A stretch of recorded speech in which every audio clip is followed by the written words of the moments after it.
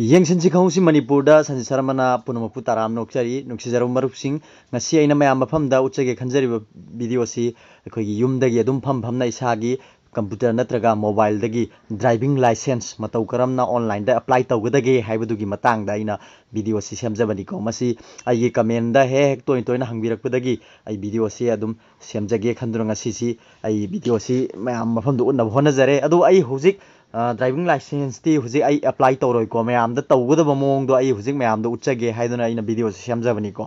आई मागी लेगदब मागी स्टेप्सिंग फॉलो तौगदबसिंगदो आई उननबो सेम साजरगे अहानबदा दोम सी Chrome browser सिदा जंक्शन बियुको हजिक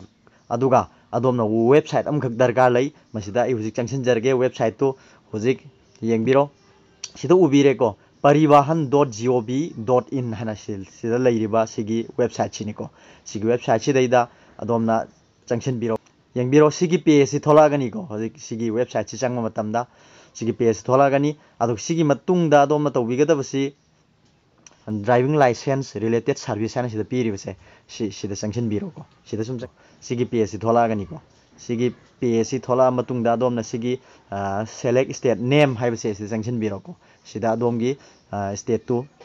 सेलेक्ट तौबिरो अखोइगिदि मणिपुरनिना आई हुजिक मणिपुरदा जंक्शन जरगेको लेरे अवना मणिपुरदा क्लिक तौबिरो अदुगा थोलागनी मणिपुर स्टेट की ओइबा मागी वेबसाइट सिना पुसलानिको अदुगा अदुई मतुंगदा सिगी अप्लाई ऑनलाइन हाइसी सिदा क्लिक तौबिगदबा सिदा मुक जंक्शन बिरो अदि चंगमा मतमदा सिगी न्यू लर्नर लाइसेंस हाइबमा न्यू ड्राइविंग लाइसेंस हाइबमा अनि सुइको सिगी न्यू लर्नर लाइसेंस हाइबसी मसी तानथोक्त्रिङैदा सिगी न्यू ड्राइविंग लाइसेंस से तालुबो यारोइको अदुना हाना सिगी न्यू लर्नर्स लाइसेंस हाइबसे सिमा अप्लाई तौबो दरकार लैको सि अप्लाई तौबगी नियम दि सब मानैको सिगी मथक्की सिदैदा चंगिबो प्रोसेस तो मुक हयेंग मखागी सिदा मुक चंगदबनी था अमागी मतुंगदा सिगी न्यू लर्नर्स लाइसेंस सि था अमागी मतुंगदा सि तानथोकपा था अमागी मतुंगदा अदुगी नंबर दो लर्नर लाइसेंस नंबर दो सिगी ड्राइविंग लाइसेंस तानथोकपा तमदा हापिरगा था अमागी मतुंगदा सिदा चंगबिगदबनिको अदुना अहानबदा न्यू लर्नर्स लाइसेंस हाइबसिदा सिदा क्लिक तौबिरोको चंगमा मतमदा सिगी पेज मुक थोलागनी सिगी पेज सिदा येंगबिरो माना स्टेप लेरिबा मागी स्टेप 5 स्टेप निको माना फॉलो तौगदबसे सि फिल एप्लीकांट डिटेल को आदि एप्लीकांट दुगी मागी डिटेल सिंग फिल तौसिनबिबा मेंशन बिबा अदगी अपलोड डॉक्यूमेंट हाना लेरि अपलोड तौखतबिबा डॉक्यूमेंट सिंग अदगी नंबर 3 दा लेरिसिना सिगी एलएल टेस्ट स्लॉट बुकिंग हाइबसिना आरटी ऑफिस दा मखोइगी ओइबा टेस्ट की दमक बुकिंग तौबिगदबनिको अदुगी हाइरिबा मरी सुबदा यावरिबसि यावदबा इया यादेको सिगी सिखंगबिरो एलएल टेस्ट स्लॉट बुकिंग हाइरिबसि सिगी ओइबा बुक अमा तौबु चंगिको मखोइगी टेस्ट की दमक सिना डिस्ट्रिक्ट तुगी लेरिबा मागी आरटी ऑफिस दा चटलगा तौबिगदबनिको सिना अदुगा लास्ट की ऑप्शन सिना पेमेंट ऑफ फीस है फी खरा तिंगदबा यादे मसी 150 रुपीस ओइको अखोइगी कनो अमगी ओइना माई कैटेगरी अमगी ओइना 150 रुपीस ओइ आइना कैटेगरी अनि खल्लगदी 300 लाखनी सिगी एलएल टेस्ट स्लॉट की दमक सिगी बुकिंग तौबदा लुपा यांखै अमगा चंगिको अदुना सि उबिरेको अदुगा सिगी मथंगदा दोम तौबिगदब सि कंटिन्यूस दे क्लिक तौबिरोको सुमाइना कंटिन्यूस दे क्लिक तौर मतुंगदा हुजिक सिगी पेज मुक थोलाएको सिगी पेज दा हाइरिबसिना आइसी फॉरेनर रा अमदी आइसी फिजिकली चैलेंज ओइरबा मीरा नत्रगा एक्स सर्विसमैन ला हाइबदु सिदा हंगीको अदु ओइब्रो ओइदब्रा हाइदो दोमना सिदा सेलेक्ट तौबिरो ओइद्रगदी यारे अदुगा सि अहान बोइना ड्राइविंग लाइसेंस से अहानबा आइडी लैजबा हानदगी अमा फाउ लैत्रिबरा हाइबदु सिदा मसाना ऑटोमेटिकली टिक तौरगा लैरेको हाना लैगिबो ओरगदी सिदा टिक तौबिगदबनिको अदुगा सिदा टिक तौबिरगदी अदोमगी सिगी ड्राइविंग लाइसेंस नंबर न सिंगबा लोइना मेनबिगदबनिको सिगी डेट ऑफ बर्थ न सिंगबा अदुबो सिगी मथक्की सिदा टिक तौरगदी अदोम सि मेलुबगी दरकार लैते हुजिक सुम सबमिट चंगबिगदबनि आई हुजिक सबमिट चंगसिनजरे अदुगा सिगी पेज अमु लागनिको तो उबिरेको सिगी पेज सि हुजिक लाखरे हुजिक सिदैदा स्टार की साइन अमम यावरिबसिको सिदै स्टार यावरे अदुगा सिददी स्टार यावदेको स्टार यावद्रिसिंगसिना मेंद्रसु याबसिंग हाइबनि अदुगा स्टार यावरिसिंगसिदी मेंदब सुक्या यादबसिंगनेको आई मखादा सिंखचगे येंगबिगोतु सिदा स्टार सिगी ओइबा कनो पीरेको इंडिकेट्स मैंडेटोरी एन पीरेको हाइदी चंगदब यादबनि सिने मेंदब यादबसिंगदुनी अंगांग स्टार अमम हापिबसे अदुना हुजिक आई ꯌꯦꯡꯕꯤꯔꯣ ꯑꯩ ꯃꯊꯛꯇꯒꯤ ꯃꯦꯟꯒꯗꯕ ꯃꯑꯣꯡꯁꯤꯡꯗꯣ ꯑꯩ ꯍꯥꯏꯖꯔꯛꯑꯒꯦ ꯁꯤ ꯁ꯭ꯇꯦꯠ ꯍꯥꯏꯔꯦꯀꯣ ꯑꯗꯣꯝꯒꯤ ꯁ꯭ꯇꯦꯠꯁꯤꯗ ꯁꯦꯂꯦꯛ ꯇꯧꯕꯤꯒꯗꯕꯅꯤ ꯁꯤ ꯀꯔꯝꯕ ꯃꯦꯟꯁꯤꯟꯖꯔꯒꯦ ꯑꯩꯒꯤ ꯃꯅꯤꯄꯨꯔ ꯁꯦꯂꯦꯛ ꯇꯧꯔꯒꯦꯀꯣ ꯁꯨꯃꯥꯏꯅ ꯑꯗꯨꯒ RTO ꯑꯣꯐꯤꯁ ꯍꯥꯏꯕꯁꯦ ꯁꯤꯗ ꯆꯪꯁꯤꯟꯖꯔꯒ ꯁꯤ ꯑꯩ ꯀꯔꯝꯕ ꯃꯅꯤꯄꯨꯔ ꯈꯜꯂꯕꯅꯦ ꯃꯅꯤꯄꯨꯔꯒꯤ ꯀꯔꯝꯕ ꯗꯤꯁꯇ꯭ꯔꯤꯛꯀꯤꯅꯣ ꯍꯥꯏꯕꯗꯣ ꯑꯩ ꯊꯧꯕꯥꯜꯒꯤ ꯍꯥꯏꯅ ꯃꯥꯅ ꯃꯦꯟꯁꯤꯟꯖꯔꯒꯦ ꯑꯗꯨꯒ ꯁꯤꯗꯅ ꯄꯤꯟ ꯀꯣꯗꯁꯤ ꯁꯤ ꯃꯦꯟꯗ꯭ꯔꯁꯨ ꯌꯥꯏꯀꯣ ꯁꯤꯒꯤ ꯀꯥꯟꯊꯣꯛꯄꯤꯔꯝꯃꯁꯨ ꯌꯥꯏ ꯍꯣꯔꯦꯟ ꯀꯣꯟꯅ ꯃꯦꯟꯐꯝ ꯑꯃꯨꯛꯀ ꯂꯥꯛꯈꯤꯒꯅꯤ ꯑꯗꯨꯒ ꯁꯤ ꯑꯙꯥꯔ ꯅꯝꯕꯔ ꯃꯦꯟꯁꯤꯟꯕꯤꯒꯗꯕꯅꯤ ꯁꯤꯗ ꯑꯗꯨ ꯁꯤ ꯃꯦꯟꯗ꯭ꯔꯁꯨ ꯌꯥꯕꯒꯤꯗꯃꯛꯅꯤ ꯁꯤ ꯑꯉꯥꯡꯕ ꯁ꯭ꯇꯥꯔ ꯑꯃ ꯌꯥꯎꯗ꯭ꯔꯤꯕꯁꯦ ꯑꯗꯨꯒ ꯁꯤꯗꯁꯨ ꯑꯙꯥꯔ ꯑꯦꯄ꯭ꯂꯤꯀꯦꯁꯟ ꯅꯝꯕꯔ ꯁꯤꯗꯁꯨ ꯑꯅꯤꯔꯛꯅꯤ ꯄꯤꯔꯤꯁꯦ ꯑꯗꯨꯒ ꯁꯤ ꯃꯦꯟꯗꯕ ꯌꯥꯗꯕꯅꯤꯀꯣ ꯁꯦ ꯅꯦꯝ ꯑꯣꯐ ꯗ ꯑꯦꯄ꯭ꯂꯤꯀꯥꯟ ꯁꯤꯗ ꯐꯥꯔꯁ ꯅꯦꯝ ꯃꯦꯟꯕꯤꯔꯣ ꯃꯤꯗꯜ ꯅꯦꯝ ꯃꯦꯟꯕꯤꯔꯣ ꯑꯗꯒꯤ ꯂꯥꯁ ꯅꯦꯝ ꯃꯦꯟꯕꯤꯔꯣ ꯑꯗꯨꯒ ꯁꯤꯒꯤ ꯔꯤꯂꯦꯁꯟ ꯍꯥꯏꯕꯁꯤꯅ ꯑꯩꯒꯤ ꯏꯃꯨꯡ ꯃꯅꯨꯡ ꯀꯅꯥ ꯀꯅꯥꯒꯤ ꯍꯥꯏꯗꯤ ꯑꯩꯁꯤ ꯁꯤꯗ ꯆꯪꯁꯤꯟꯕꯤꯔꯣ ꯑꯗꯨꯒ ꯑꯩ ꯕꯕꯥꯒꯤ ꯃꯤꯡ ꯃꯦꯟꯒꯦꯁꯨ ꯌꯥꯔꯦ ꯏꯃꯥꯒꯤ ꯑꯗꯒꯤ ꯅꯨꯄꯤ ꯑꯣꯏꯔꯒꯅ ꯃꯄꯨꯔꯣꯏꯕꯒꯤ ꯑꯗꯒꯤ ꯒꯥꯔꯖꯤꯌꯥꯟꯁꯤꯡꯒꯤ ꯃꯤꯡ ꯁꯤꯗ ꯍꯥꯞꯄꯤꯒꯗꯕꯅꯤꯀꯣ ꯁꯤ ꯃꯦꯟꯗꯕ ꯌꯥꯗꯕꯁꯤꯡꯅꯤ ꯑꯗꯨꯒ ꯁꯤꯗꯅ ꯐꯨꯜ ꯅꯦꯝ ꯃꯦꯟꯒꯗꯧꯕ ꯑꯩꯒꯤ ꯂꯩꯔꯤꯕ ꯗꯣꯀꯨꯃꯦꯟꯗꯨꯗ ꯌꯥꯎꯔꯤꯕ ꯐꯨꯜ ꯅꯦꯝꯗꯣ ꯁꯥꯡꯅ ꯌꯨꯝꯅꯥꯛꯀ ꯀꯣꯟꯅꯅ ꯂꯣꯏꯅ ꯏꯕꯤꯒꯗꯕꯅꯤ ꯑꯗꯨꯒ ꯁꯤ ꯏꯕ ꯂꯣꯏꯔꯒ ꯁꯤꯒꯤ ꯖꯦꯟꯗꯔꯁꯤ ꯃꯦꯟꯗꯕ ꯌꯥꯗꯕꯅꯤ ꯑꯗꯨꯒ ꯗꯦꯠ ꯑꯣꯐ ꯕꯥꯔꯊꯇꯣ ꯁꯤꯗ ꯃꯦꯟꯁꯤꯟꯕꯤꯔꯣꯀꯣ ꯗꯦꯠ ꯑꯣꯐ ꯕꯥꯔꯊꯀꯤ ꯃꯥꯏ ꯐꯣꯔꯃꯦꯠ ꯗꯦꯠ ꯃꯟ ꯏꯌꯥꯔꯒꯤ ꯐꯣꯔꯃꯦꯠꯇ ꯃꯦꯟꯁꯤꯟꯕꯤꯔꯣ ꯆꯍꯤ ꯃꯦꯟꯒꯦꯁꯨ ꯌꯥꯔꯦ ꯃꯦꯜꯂꯣꯏꯁꯨ ꯌꯥꯔꯦ ꯑꯗꯨꯒ ꯄ꯭ꯂꯦꯁ ꯑꯣꯐ ꯕꯥꯔꯊ ꯑꯩꯒꯤ ꯄꯣꯛꯐꯝꯗꯨꯒꯤ ꯃꯐꯝ ꯃꯦꯟꯁꯤꯟꯕꯤꯕ ꯑꯗꯨꯒ ꯁꯤꯒꯤ ꯀꯟꯇ꯭ꯔꯤ ꯑꯣꯐ ꯕꯥꯔꯊ ꯁꯤꯗꯤ ꯃꯦꯟꯗꯕ ꯌꯥꯗꯕꯅꯤ ꯑꯗꯨꯅ ꯁꯤ ꯏꯟꯗꯤꯌꯥ ꯁꯦꯂꯦꯛ ꯁꯨꯝ ꯇꯧꯕꯤꯔꯣꯀꯣ ꯏꯟꯗꯤꯌꯥ ꯑꯗꯨꯒ ꯀ꯭ꯋꯥꯂꯤꯐꯤꯀꯦꯁꯟ ꯁꯤ ꯃꯦꯟꯗꯕ ꯌꯥꯗꯕꯅꯤꯀꯣ ꯑꯗꯨꯅ ꯁꯤ 10+ ꯃꯦꯟꯕꯤꯔꯣ ꯑꯗꯨ ꯈꯨꯗꯝ ꯑꯣꯏꯅ ꯁꯨꯝ 10+2 ꯍꯥꯏꯅ ꯁꯤ ꯃꯦꯟꯁꯤꯜꯂꯦ ꯑꯗꯒꯤ ꯕ꯭ꯂꯗ ꯒ꯭ꯔꯨꯞꯁꯤ ꯑꯗꯣꯝꯅ ꯈꯪꯕꯤꯔꯦ ꯑꯗꯣꯝꯒꯤ ꯕ꯭ꯂꯗ ꯒ꯭ꯔꯨꯞ ꯃꯦꯟꯁꯤꯟꯕꯤꯌꯨꯀꯣ ꯁꯤ ꯕ꯭ꯂꯗ ꯒ꯭ꯔꯨꯞꯁꯤ ꯀꯔꯝꯕꯅꯣ ꯑꯗꯣꯝꯒꯤ ꯈꯪꯕꯤꯔꯦ ꯑꯗꯨꯝ ꯃꯦꯟꯁꯤꯟꯕꯤꯌꯨ ꯈꯪꯗ꯭ꯔꯦ ꯑꯗꯨꯝ ꯀꯥꯟꯊꯣꯛꯄꯤꯔꯝꯃꯨ ꯑꯗꯒꯤ ꯐꯣꯟ ꯅꯝꯕꯔꯁꯤ ꯃꯦꯟꯗ꯭ꯔꯁꯨ ꯌꯥꯔꯤꯀꯣ ꯁꯤꯗ ꯁ꯭ꯇꯥꯔ ꯃꯥꯔꯛ ꯌꯥꯎꯗꯦ ꯏꯃꯦꯜ ꯑꯗꯨꯒ ꯁꯤꯗ ꯑꯃꯨꯛꯀ ꯃꯣꯕꯥꯏꯜ ꯅꯝꯕꯔ ꯍꯥꯏꯅ ꯄꯤꯔꯤꯁꯤ ꯁꯤꯗꯤ ꯃꯦꯟꯗꯕ ꯌꯥꯔꯣꯏꯀꯣ ꯁꯤꯗꯤ ꯃꯦꯟꯗꯕ ꯁꯨꯡꯌꯥ ꯌꯥꯔꯣꯏ ꯑꯗꯨꯅꯅꯦ ꯁ꯭ꯇꯥꯔꯒꯤ ꯁꯥꯏꯟ ꯄꯤꯔꯝꯃꯤꯕꯁꯤ ꯁꯤꯗ ꯑꯗꯣꯝꯒꯤ ꯃꯣꯕꯥꯏꯜ ꯅꯝꯕꯔ ꯃꯦꯟꯁꯤꯟꯕꯤꯔꯣ ꯑꯗꯨꯒ ꯑꯦꯃꯔꯖꯦꯟꯁꯤ ꯅꯝꯕꯔ ꯃꯣꯕꯥꯏꯜ ꯅꯝꯕर ꯍꯥꯏꯔꯤꯁꯤꯅ ꯑꯗꯣꯝꯗ ꯐꯣꯟ ꯇꯧꯔꯛꯄ ꯃꯇꯝꯗ ꯆꯠꯇ꯭ꯔꯦꯅ ꯈꯜꯂꯁꯨ ꯀꯅꯥꯒꯨꯝꯕ ꯑꯗꯣꯝꯒꯤ ꯏꯃꯨꯡ ꯃꯅꯨꯡꯒꯤ ꯑꯣꯏꯔꯁꯨ ꯑꯇꯣꯞꯄ ꯃꯣꯕꯥꯏꯜ ꯅꯝꯕꯔ ꯑꯃ ꯃꯦꯟꯁꯤꯟꯅꯕꯒꯤ ꯃꯐꯝꯅꯤꯀꯣ ꯁꯤꯅ ꯑꯗꯨꯒ ꯑꯥꯏꯗꯦꯟꯇꯤꯐꯤꯀꯦꯁꯟ ꯃꯥꯔꯛ ꯍꯥꯏꯔꯤꯁꯤꯅ ꯑꯗꯣꯝꯒꯤ ꯃꯥꯏꯊꯣꯡꯗ ꯇꯥꯕ ꯑꯗꯨꯒꯨꯝꯕ ꯀꯔꯤꯒꯨꯝꯕ ꯗꯥꯛꯐꯝ ꯅꯠꯇ꯭ꯔꯒ ꯁꯝꯕ꯭ꯔꯨ ꯍꯦꯛ ꯌꯦꯡꯕꯗ ꯈꯪꯕ ꯌꯥꯕ ꯁꯥꯏꯟꯁꯤꯡ ꯃꯦꯟꯒꯦꯁꯨ ꯌꯥꯔꯦ ꯃꯦꯜꯂꯣꯏꯁꯨ ꯌꯥꯔꯦꯀꯣ ꯄꯣꯠꯅꯤꯀꯣ ꯑꯗꯨꯒ ꯁꯤꯗ ꯄꯥꯔꯃꯤꯅꯦꯟ ꯑꯦꯗ꯭ꯔꯦꯁꯁꯤ ꯃꯦꯟꯗꯕ ꯌꯥꯗꯕ ꯑꯣꯏꯕꯒꯤꯅꯤ ꯁ꯭ꯇꯥꯔ ꯂꯩꯔꯤꯁꯤ ꯁꯤꯗ ꯃꯅꯤꯄꯨꯔ ꯑꯗꯒꯤ ꯗꯤꯁꯇ꯭ꯔꯤꯛ ꯁꯦꯂꯦꯛ ꯇꯧꯕꯤꯔꯣ ꯑꯗꯒꯤ ꯁꯕ ꯗꯤꯕꯤꯖꯟ ꯁꯦꯂꯦꯛ ꯇꯧꯕꯤꯔꯣ ꯑꯗꯨꯒ ꯁꯤꯒꯤ ꯍꯥꯎꯁ ꯅꯝꯕꯔ ꯑꯗꯒꯤ ꯁꯤꯒꯤ ꯄꯨꯂꯤꯁ ꯁ꯭ꯇꯦꯁꯟ ꯂꯣꯀꯦꯂꯤꯇꯤ ꯁ꯭ꯇ꯭ꯔꯤꯠꯅꯆꯤꯡꯕ ꯑꯗꯒꯤ ꯂꯦꯟꯃꯥꯔꯛ ꯃꯦꯟꯗꯕ ꯌꯥꯔꯣꯏꯀꯣ ꯃꯐꯝꯁꯤꯗ ꯑꯗꯨꯒ ꯁꯨꯃꯥꯏꯅ ꯑꯗꯒꯤ ꯄꯤꯟ ꯀꯣꯗ ꯃꯦꯟꯁꯤꯟꯕꯤꯔꯣ ꯑꯗꯨꯒ ꯑꯩ ꯍꯧꯖꯤꯛ ꯃꯊꯛꯇ ꯑꯃ ꯎꯍꯟꯖꯒꯦ ꯀꯔꯤꯒꯨꯝꯕ ꯑꯩꯒꯤ ꯄ꯭ꯔꯖꯦꯟ ꯑꯦꯗ꯭ꯔꯦꯁꯀ ꯁꯣꯝꯒꯤ ꯄꯥꯔꯃꯤꯅꯦꯟ ꯑꯦꯗ꯭ꯔꯦꯁꯁꯤꯒ ꯃꯥꯟꯅꯔꯕ ꯆꯞ ꯃꯥꯟꯅꯔꯦ ꯍꯥꯏꯔꯒꯗꯤ ꯁꯤꯒꯤ ꯀꯣꯄꯤ ꯇꯨ ꯄꯥꯔꯃꯤꯅꯦꯟ ꯑꯦꯗ꯭ꯔꯦꯁ ꯍꯥꯏꯕꯁꯤꯗ ꯀ꯭ꯂꯤꯛ ꯑꯝꯇꯪ ꯇꯧꯕꯤꯔꯝꯃꯨꯀꯣ ꯁꯨꯃꯥꯏꯅ ꯑꯗꯨ ꯑꯣꯏꯔꯒꯗꯤ ꯃꯊꯛꯇ ꯃꯦꯜꯂꯤꯗꯣ ꯃꯁꯥꯅ ꯁꯤꯗ ꯁꯨꯝ ꯆꯞ ꯃꯥꯟꯅꯅ ꯃꯦꯟꯁꯤꯟꯖꯔꯛꯑꯅꯤ ꯑꯗꯨꯒ ꯑꯩꯒꯤ ꯄ꯭ꯔꯖꯦꯟ ꯑꯦꯗ꯭ꯔꯦꯁꯀ ꯄꯥꯔꯃꯤꯅꯦꯟ ꯑꯦꯗ꯭ꯔꯦꯁꯀ ꯃꯥꯟꯅꯗ꯭ꯔꯒꯗꯤ ꯑꯗꯣꯝ ꯁꯤꯒꯤ ꯇꯤꯛꯁꯤ ꯂꯧꯊꯣꯛꯄꯤꯔꯝꯃꯨ ꯁꯣꯝꯗꯅ ꯄꯥꯔꯃꯤꯅꯦꯟ ꯑꯦꯗ꯭ꯔꯦꯁ ꯃꯦꯟꯕꯤꯌꯨ ꯑꯗꯨꯒ ꯁꯤ ꯃꯊꯛꯁꯤꯗꯩꯅ ꯄ꯭ꯔꯖꯦꯟ ꯑꯦꯗ꯭ꯔꯦꯁ ꯃꯦꯟꯕꯤꯌꯨꯀꯣ ꯑꯗꯨ ꯁꯨꯃꯥꯏꯅ ꯇꯧꯔꯒ ꯃꯥꯟꯅꯔꯒꯅ ꯁꯤꯗ ꯁꯨꯝ ꯇꯤꯛ ꯇꯧꯔꯒ ꯁꯤ ꯀꯣꯄꯤ ꯇꯧꯕꯤꯔꯝꯃꯨ ꯆꯞ ꯃꯥꯟꯅꯅ ꯃꯦꯟꯕꯤꯔꯒꯅꯤ ꯑꯗꯨꯒ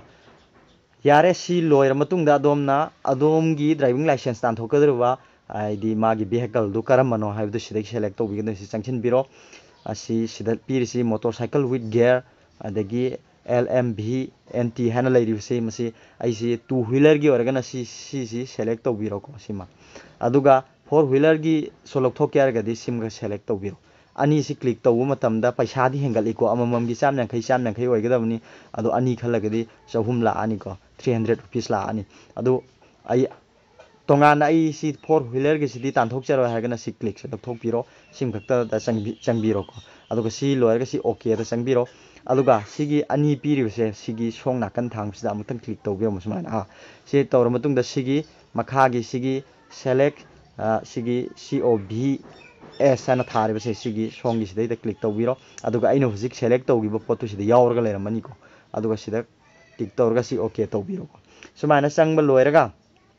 ꯁꯤꯗ ꯑꯃꯨꯛ ꯍꯥꯏꯔꯦꯀꯣ ꯃꯈꯥꯗ ꯑꯃꯨꯛ ꯌꯦꯡꯕꯤꯔꯣ ꯁꯤ ꯑꯩꯒꯤ ꯀꯔꯤꯒꯨꯝꯕ ꯂꯥꯏꯁꯦꯟꯁꯁꯦ ꯍꯥꯟꯅꯗꯤ ꯄꯥꯏꯔꯝꯕ ꯃꯗꯨ ꯗꯤꯁꯀ꯭ꯋꯥꯂꯤꯐꯥꯏ ꯇꯧꯈꯤꯕ ꯑꯗꯩ ꯀꯦꯟꯁꯦꯜ ꯑꯣꯏꯈꯤꯕ ꯑꯗꯒꯤ ꯁꯁꯄꯦꯟ ꯂꯩꯈꯤꯕ ꯇꯥꯔꯒꯗꯤ ꯃꯁꯤ ꯁꯤꯗꯩꯗ ꯇꯤꯛ ꯇꯧꯋꯣ ꯍꯥꯟꯅ ꯂꯩꯔꯝꯂꯒ ꯑꯩꯁꯤ ꯀꯛꯈꯤꯕ ꯈꯣꯠꯈꯤꯕ ꯂꯩꯔꯒꯗꯤ ꯁꯨꯃꯥꯏꯅ ꯑꯗꯨꯒ ꯑꯗꯨ ꯇꯤꯛ ꯇꯧꯔꯒꯗꯤ ꯁꯤꯗ ꯃꯦꯟꯁꯤꯟꯕꯤꯒꯗꯕ ꯈꯔ ꯂꯩꯔꯦꯀꯣ ꯑꯗꯨ ꯂꯩꯇ꯭ꯔꯒꯅ ꯁꯤꯒꯤ ꯇꯤꯛꯁꯤ ꯂꯧꯊꯣꯛꯄꯤꯔꯣ ꯑꯗꯨꯒ ꯁꯤꯗꯩꯗ is the applicant trained from driving school da applicant oiriba misak se train tawrabra tawrukti raido sigisida tik tawbiro ko tik tawragadi adomgi training school dugi maming sida pibi batabani aduga tawruktragana si tik silakthokpiro aduga muk sigi makhada muk leiribasi si karigumba aise accidental death oina haidi siba tarba accident da kaydi siba taragadi aigi organ haidi aigi hakchang kayat se dan thokcharamge haibudu sida tik tawraga thamba yaiko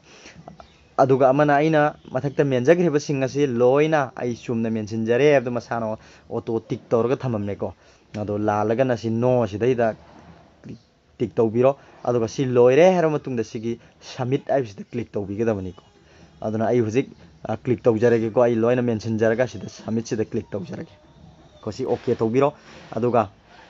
sigi si maga okay tawshinbiro aduga mathangi page mung laani ko to sigi mathangi page sida sida leire ko application number sida leire ko application number sing leire aduga ming leire adagi aina men sing khara thoe ko aduga ai aduna sida utliba mawong si adom na karigumba print tawthokjage haraga su sida changbe yare ko tawthokjaroi haragana sigi sidaida next adum chatpiro sing mathangda mung mathangi page amuk laagani ko hojik mathangi page sida amuk lae ko aigi date of birth amade aigi application number hojik sida chongthoga leire ko amade aigi father name adagi aigi date of aigi ming loina sida chongthoga leire adum ching khatpiro makha da adum ching tharaga hojik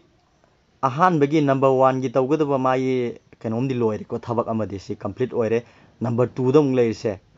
upload documents hai bisini ko mana si select tor matung da sigi proceed ai bisida sanction biro ko si number 2 sina upload document am tawgadam ni ko sina number 2 gi magi step ni ko aduna mathangi page amung lagani sigi page si thola matung da domna masi sigi okay hai bisida muk click tawbiro ko sida okay tawbiro mathang da page amaga muk puragani ko hojik sigi page si thola matung da sum chingkhatpiro sumai sum chingkhatpiro aduga sida document si select tawbiro ko aduga proof select tawbigadamani document number select tawbigadamani aduna ahan bada document si changbiraga adongi age proof adigi address proof adigi form 1 aina silairiba sigi adongi age proof si select tawbiro ko aduga si proof haibisida karamba adongi yengsiko si ai aadhar card si select tawre ko aduga sigi page thola matungda sigi okay nambiro ko आधार खल मतुंगदा सिदा document number हाइदना आइगी आधार खलबनिना आधार number main बिबा तारे सिदा अदुगा मफम सिदैदा